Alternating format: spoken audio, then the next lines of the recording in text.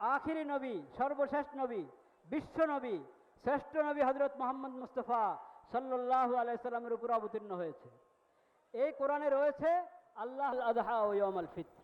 সুনানে আবু দাউদ শরীফের মধ্যে বর্ণিত এই হাদিস, আনাস রাদিয়াল্লাহু তাআলা আনহু, রাসূলুল্লাহ সাল্লাল্লাহু আলাইহি সাল্লামের সাহাবী হযরত আনাস রাদিয়াল্লাহু তাআলা হাদিসটি বর্ণনা করেন।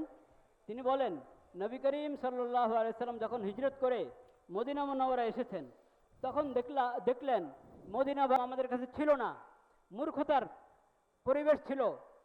তখন আমাদের এটা নিয়ম ছিল যে আমরা এই 2 দিন পালন করতাম, এই 2টা দিন উৎসব করতাম আমরা।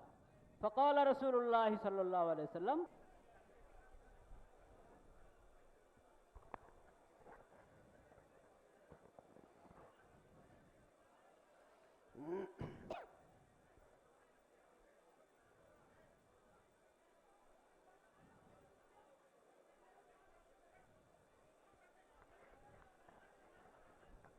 رمضان الذي أنزل فيه القرآن هدى للناس وبينات من الهدى والفرقان فمن شهد منكم الشهر فليصمه ومن كان مريضا أو على سفر